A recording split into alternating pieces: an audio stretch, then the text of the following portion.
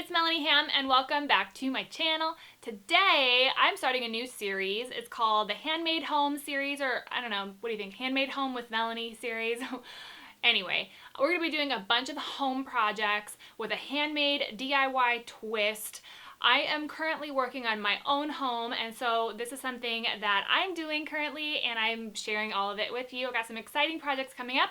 This video today is this giant handmade poof. I sewed this cube. It's got a zipper so we can wash this bad boy because I have children and a cat. So this has to be washable. Let's get going and I'm going to show you how to make it.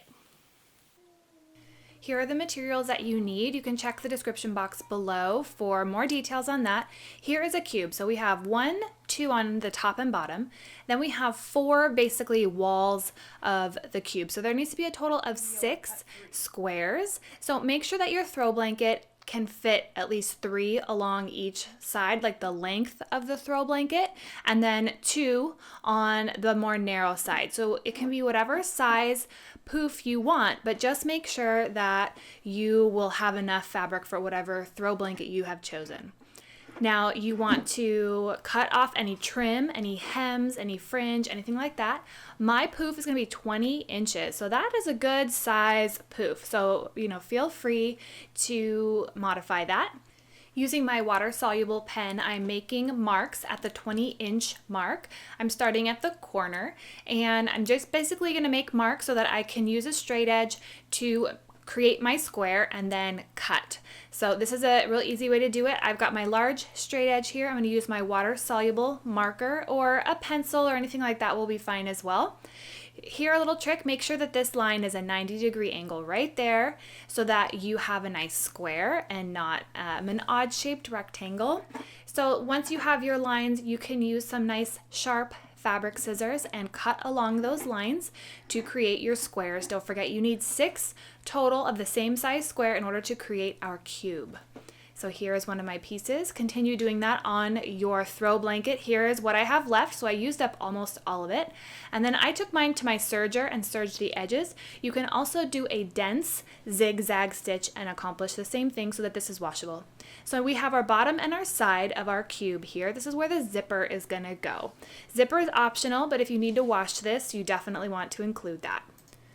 Place your zipper teeth side down on the right side of your fabric. So if you have a throw blanket, it's probably not a one right side and a wrong side, so keep that in mind.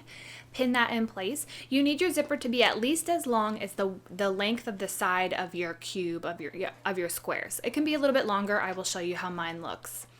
Now here I am using my zipper foot, and I'm starting down on the zipper a little bit so that I don't run into my zipper pull. Go ahead and sew all the way down using a coordinating thread or something that won't be seen.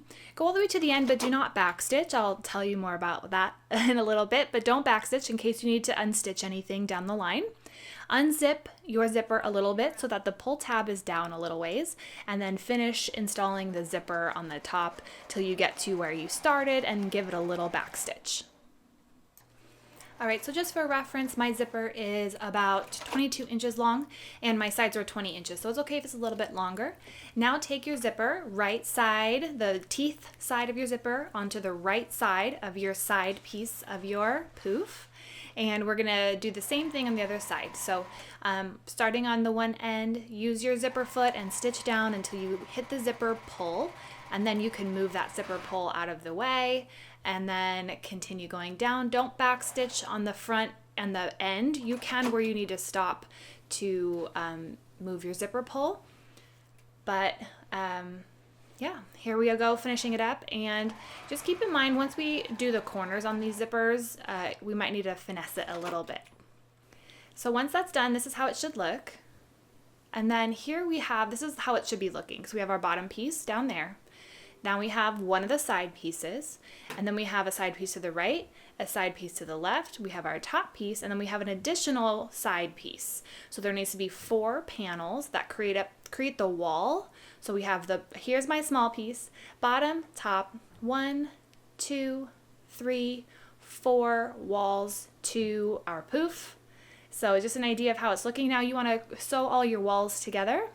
So you can see here the outside piece of our cube. Let's go ahead and do that. What you need to do is start a 1/2 inch down. I'm going to be using a 1/2 inch seam allowance for this part of the project. Start a 1/2 inch down. This will make sense in a little bit. Don't back stitch. You don't need to do that. And we're going to start there and sew a 1/2 inch seam allowance going down the sides of our cube. And then when you get to the other end, stop at a 1/2 inch from the end. Okay, this will make sense in just a minute. Don't back stitch.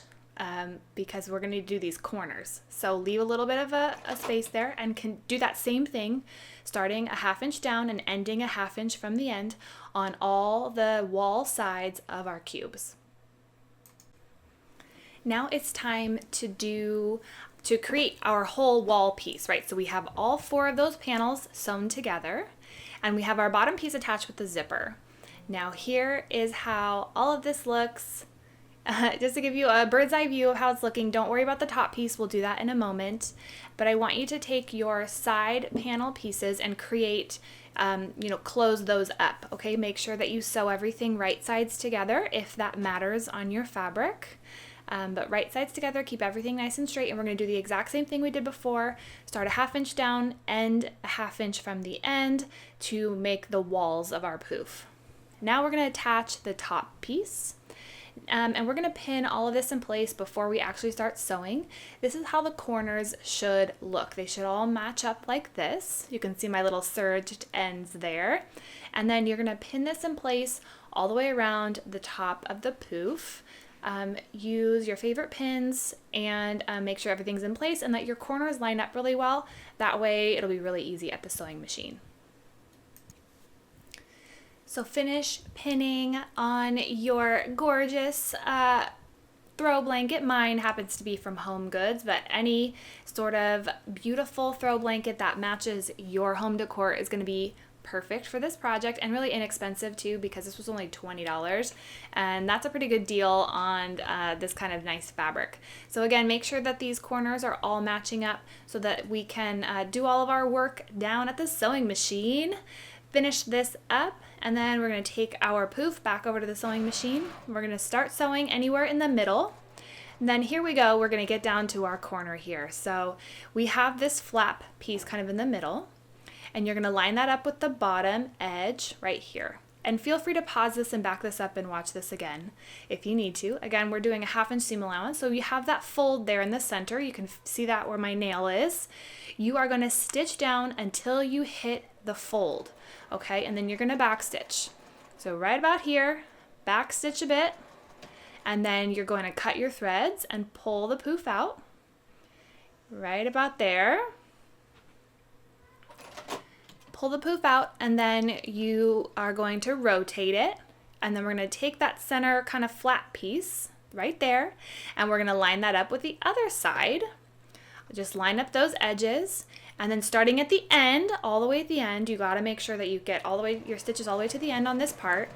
1/2 inch seam allowance and stitch that all the way down. And that's how you do the corners. It's actually pretty easy. Then you can double check yourself and make sure that you don't have any holes in there. But that is your corner. So now finish doing that for the entire top of your poof. When you get back to where you started, back stitch really, really well. And then we get to do our bottom piece with the zipper. Okay, so now let's pin with our zipper. So this side of the zipper is really easy because the zipper tape just sort of behaves like the normal corner. Make sure it's unzipped right here. See where it's unzipped? Make sure it's unzipped so we can flip it right sides out and pin it just like we did the other corner. The other side is going to be the trickier one. So do all of that for the entire bottom of your poof. That includes the zippered ends.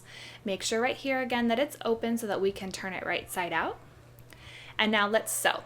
So let's start in the middle of any of the sides. And here is our zipper that has the separated zipper tape.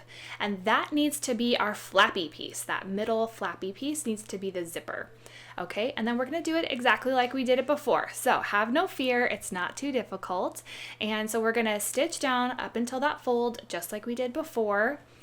With our 1/2 inch seam allowance, pulling our pins out as we go along. We don't want to break any needles. Back stitch well, exactly like we did before. If you have any trouble, you can always pause the video and rewind and rewatch certain steps if you need to. Now we're going to move our fabric to the same thing, line up that zipper to that other edge of the fabric, and do the exact same thing. Now you'll notice this one side seam has already actually been stitched. The zipper is actually the other open part of the seam, if that makes sense. So I just stitched down a little ways and then I back stitched and I finished up there. You don't need to go all the way down because you'll notice that seam has already been done. All right, so now we're gonna start back where we were and go the other direction to get to the other side of our zipper. Now what I'm gonna do is kind of just pull this zipper out of the way. If you need to unstitch it a little bit so that you can do that easily, go ahead and do that and pin it out of the way. And then this will make, that's why I'm telling you not to backstitch because you might need to do some of this to make sure that these corners are working properly. So again, the zipper needs to be that middle flappy part, and we're going to do the exact same thing on this part of the zipper, but we've got one extra thing to do on this side of the zipper, so I'll show you that in just a second. So again, go down to the fold, backstitch well, and the other side has already been sewn, but if you need to reinforce that, you can. Now what we're going to do is the end part of the zipper, we're just going to make sure that that's nice and neat looking because it's a little bit longer. So we're going to just fold that and pull it out of the way, and then you can see right here, I'm going to get nice and close. We're going to actually stitch right along next to where that zipper is and close up that seam a little bit nicer. So back stitch and then go down to see the 1/2 inch from the end right here. So you'll see that I stop right here. And then I'll show you what it looks like. So here it is. Here's how it should look when you turn it right side out. So if it doesn't look like that, try it again, but it should look like that. Now we're done. So you can turn everything right side out. Make sure the corners look really good. Make sure there's none that have any holes. If they do, no big deal. You can go back and reinforce them and make sure you get stitched all the way to the corners. Your zipper, you can check it, make sure that everything is looking good. Now you can begin stuffing it. I used 3 bags of this shredded foam made specifically for floor pillows and cushions. I used 3 bags of this and 1 entire bag of this beanbag filler that fits 2 cubic feet. 1 entire bag of it. These take a lot of stuffing, more than you might think. And I also even used some polyfil stuffing to just stuff the corners and fill it up a little bit more. Once you've done this part, if you want to sew your zipper shut, you might want to do that. I have kids, so that was a good thing for me to do. Now it's complete. Enjoy your new floor poof in your own fabulous colors. All right, what did you guys think of that project? I hope that inspires you to make something beautiful for your own home and that you feel confident and ready to tackle this project. If you have any questions, leave me comments down below. Underneath the video is the description box where I have all the details and all the measurements, all of the links, and all the other places where you can find me online on social media. I love to see your projects, so please tag me on social media so I can see what you guys are making. I'm also on Facebook twice a week on Tuesdays and Fridays. I do live videos, so if you want to jump on there with me and ask me questions live, I give the topic a couple hours beforehand. If you have any topics you would like to see, you can leave those comments in the comment section below or over on my Facebook page. So it's a really great way to learn and get some support and ask questions on any of the projects that you are working on. So that's pretty much it for today. New tutorial coming soon. I will see you guys in the next video. Bye.